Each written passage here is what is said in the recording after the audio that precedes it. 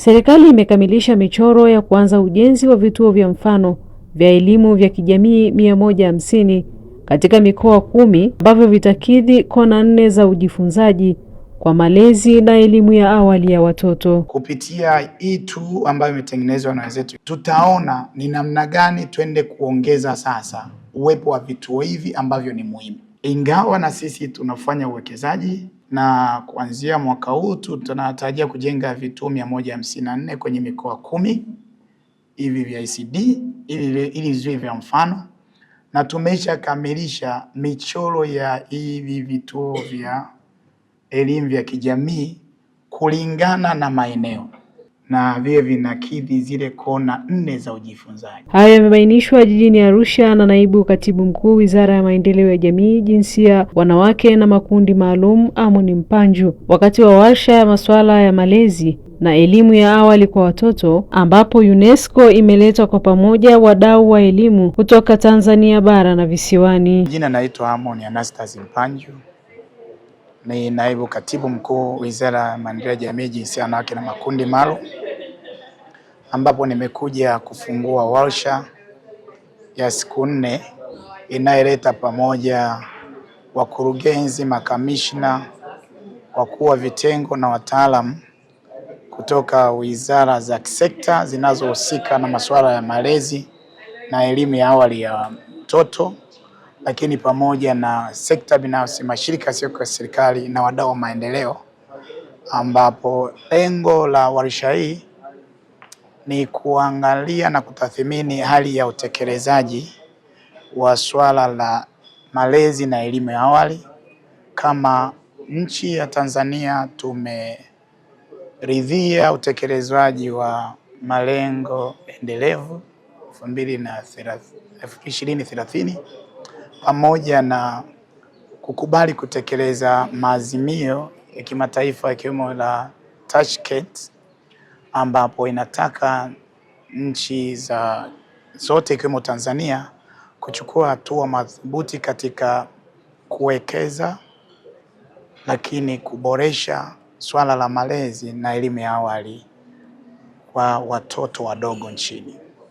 Sasa warsha hii inalenga chini ya uratibu na uwezeshaji kwa kushirikiana na serikali kupitia na kuangalia changamoto zilizopo kwenye eneo hili la malezi na elimu ya awali na kuweka mikakati ya pamoja ya kuboresha uwekezaji, uratibu na takwimu, lakini pia kuweka msukumo wa jamii kuhakikisha tunawekeza katika swala la malezi na elimu ya awali.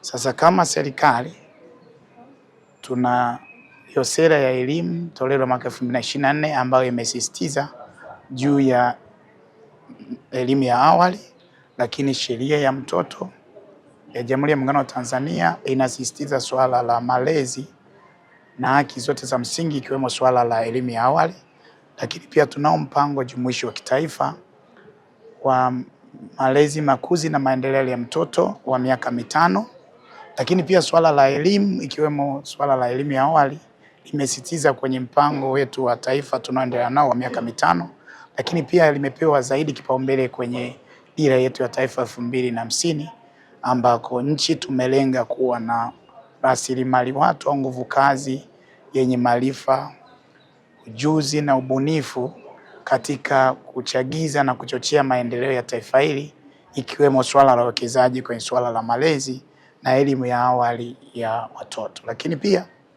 katika utekelezaji wa maazimio ya kimataifa na malengo endelevu, serikali imewekeza kwa kuweka madarasa ya awali kwenye shule zote za msingi hapa nchini, takribani madarasa ya awali 20,316 kati ya shule za msingi tulizonazo 20,386, lakini tunavyo vituo vya kulelea watoto mchana na vituo vya watoto vinavyotoa ile elimu ya awali na malezi 4,336 nchi nzima.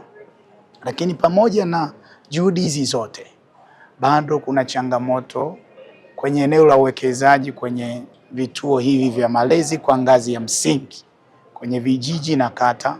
Ukiangalia idadi halisi ya watoto wanaotakiwa kuwa kwenye vituo hivi ni takriban milioni 9 kwa mujibu wa sensa, ambapo watoto kuanzia mwaka 0 hadi miaka 4 wako 15% ya Watanzania.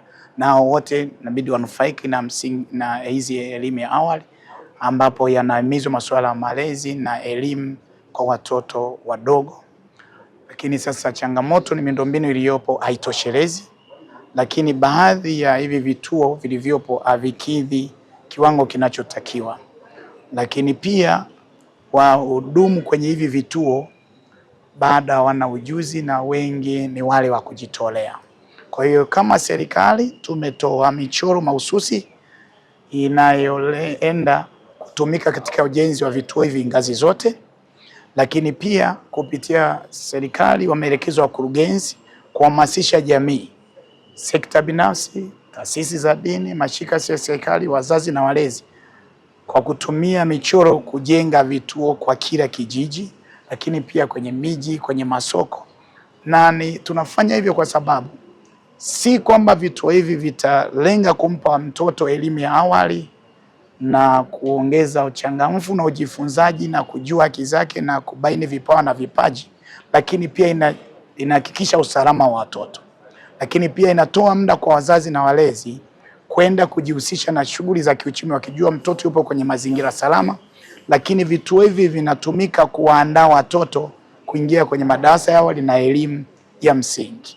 Sasa pia serikali kwenye eneo hili tumeanza kutoa kozi maalum kupitia vyuo vyetu ikiwemo taasisi yetu ya ustawi wa jamii Kitonyama pamoja na kampasi ya Kisangala kwenye swala la malezi na makuzi ya watoto. Kwa hiyo wanapata mafunzo ngazi ya certificate na tunapanua kwenda diploma, lakini pia na vyuo vingine binafsi vimeanza kutoa kwenye kozi kwenye eneo hili. Lakini pia kipo kiongozi cha ufundishaji wa watoto kwenye hivi vituo nchi nzima, lakini pia tumeweka muunganiko kwenye mtaala mpya wa elimu unaotambua hivi vituo pamoja na elimu ya awali kwenda ngazi ya shule ya msingi. Kwa upande wake, mkuu wa sekta ya elimu kutoka shirika la kimataifa linalojihusisha na elimu, sayansi na utamaduni Unesco, Dr. Faith Shayo anasema wamekuja na mpango wa kuleta wadau pamoja wanaojihusisha na elimu ya awali ya watoto ili waweze kutathmini maendeleo, takwimu pamoja na kuangalia vikwazo kwa lengo la kupeleka mbele elimu ya awali na malezi ya watoto.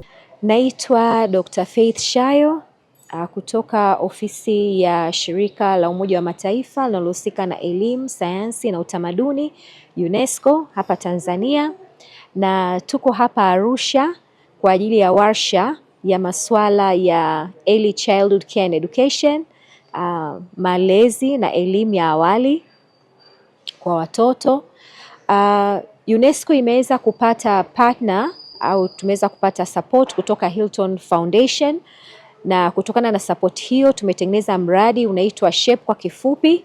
SHAPE maana yake ni Strengthening Holistic Approaches and Practices kwenye masuala ya Early Childhood Care and Education, na kupitia mradi huu UNESCO imetengeneza tool inajulikana kama ECCE PAT, na hiyo tool ni kwa ajili ya kuleta pamoja wadau mbalimbali wanaohusika na elimu ya awali ya watoto kwa ajili ya kuweza kuwaleta pamoja kuzungumza masuala ya kuangalia progress ya ECCE, masuala ya kuangalia takwimu, masuala ya kuangalia vikwazo na jinsi gani tunaweza tukapeleka mbele elimu na malezi ya watoto, elimu ya awali ya watoto. Kwa hiyo tuko hapa kwa siku 4 na tumeweza kuleta pamoja wizara mbalimbali na wadau mbalimbali kutoka Tanzania bara na visiwani. Niombe radhi kwa sababu remarks zangu na zenyewe ni za lugha ya Kiingereza. Honorable Permanent Secretary, Ministry of Community Development, Gender, Women and Special Groups, Mr. Amon Mpanju. Director of Community Development, Mr. Hassan. From the Ministry of Health, Social Welfare, Elderly, Women and Children in Zanzibar, Mr. Hassan Ibrahim Suleiman. Distinguished representatives of the government from the mainland, Tanzania mainland and Zanzibar. Representatives of development partners, civil society organizations, academia, and the ECCE community in Tanzania. Members of the media, ladies and gentlemen, habari za asubuhi. First and foremost, I give thanks to the Almighty God for bringing us together safely in this beautiful region of Arusha.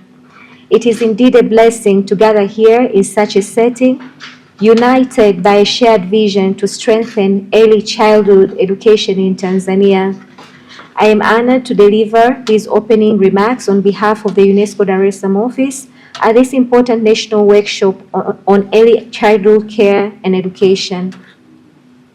In 2022, the World Conference on Early Childhood Care and Education in Tashkent reaffirmed the global commitment to transform ECCE as a cornerstone of lifelong learning.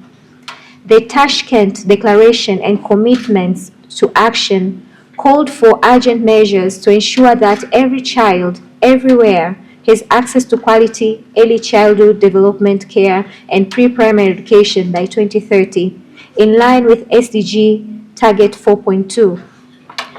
Yet, with only 5 years remaining, progress globally and in Africa remains uneven. Millions of children still enter primary school without the foundational skills and support they need to thrive. This is why our work here in Tanzania is both timely and critical. Tanzania has made important strides in ECCE. The launch of the National Multisectoral Early Childhood Development Program in 2021 and the integration of ECCE into the 5-year development plan are milestones that reflect strong political commitment. However, significant challenges remain. Public financing of ECCE is still limited compared to the scale of need. Quality and equity gaps persist, with children in rural, marginalized, and low-income communities often left behind.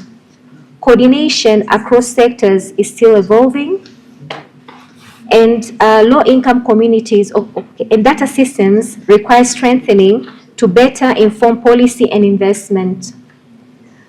Without addressing these issues, many children will continue to miss the opportunity to fully benefit from ECCE, which has proven long-term benefits for learning outcomes, social development, and national prosperity. It is in this context that UNESCO, with the support from the Hilton Foundation, has developed the SHAPE initiative. SHAPE stands for Strengthening Holistic Approaches and Practices in ECCE.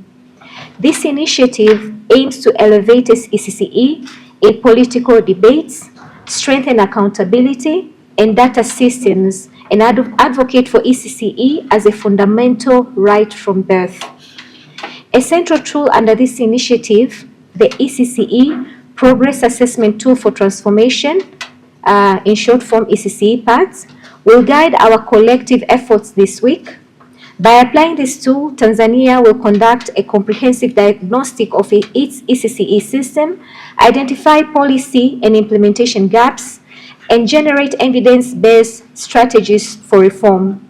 The outcome will not only be a national ECCE diagnostic and roadmap, but also a strengthened national capacity to deliver inclusive, equitable, and high-quality ECCE.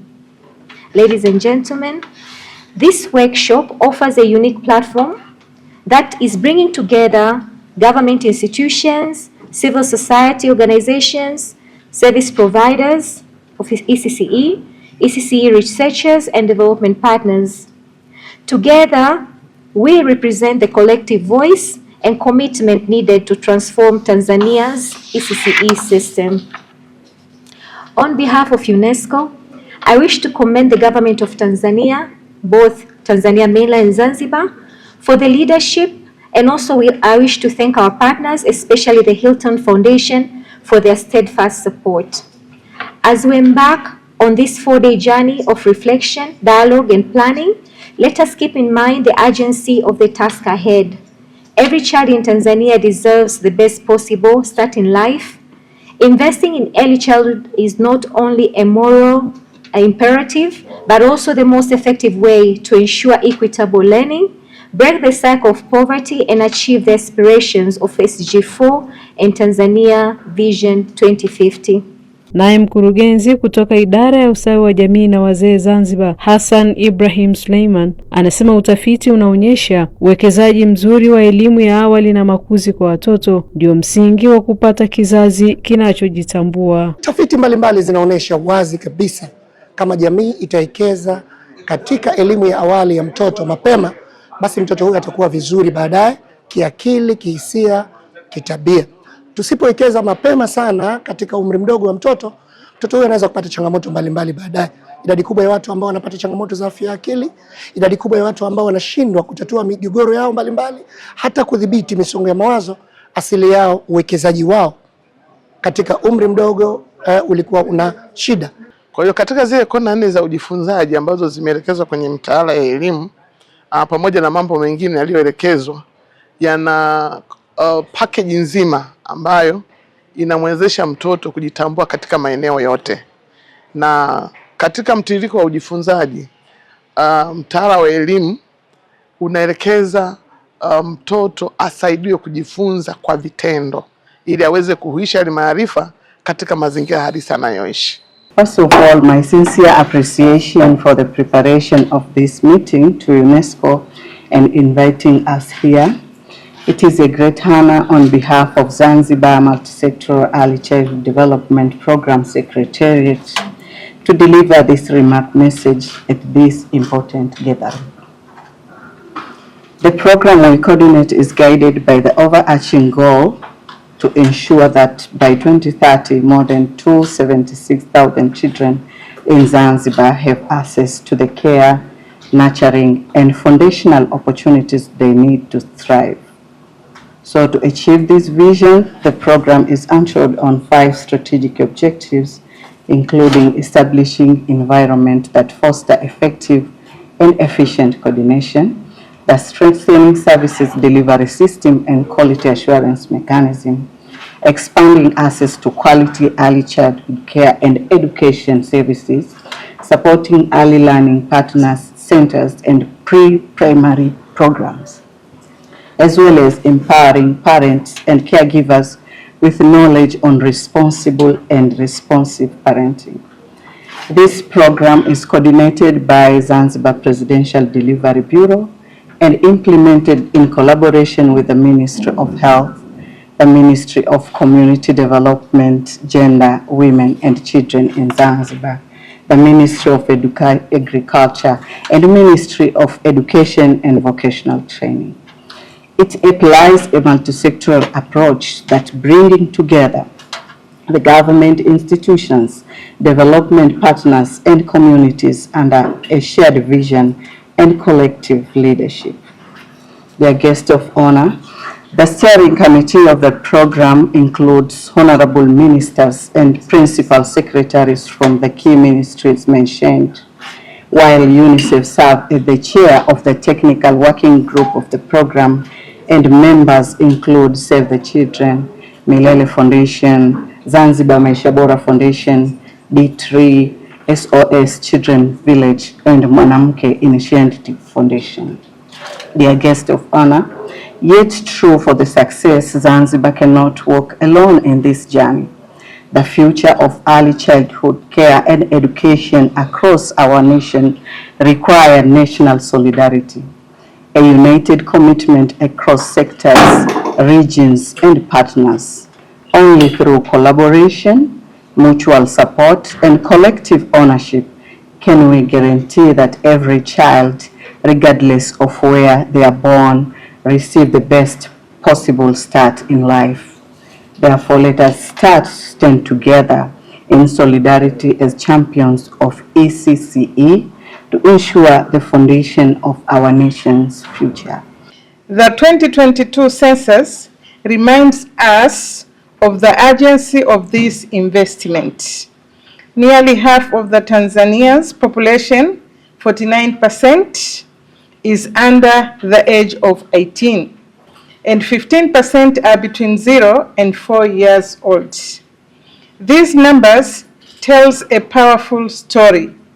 Meeting the developmental needs of the youngest citizen is not only essential but also an investment in the nation's future. Every child deserves the best start in life. That is why AKF stands alongside governments, partners, families, and community to ensure that all girls and boys have access to quality early childhood development. Together we can nurture bright futures, spark potential, and build a world where every child can grow, learn, and thrive. Finally, we extend our gratitude to UNESCO for the kind invitation and for providing this important platform to deliver the AKF remarks. Thank you so much.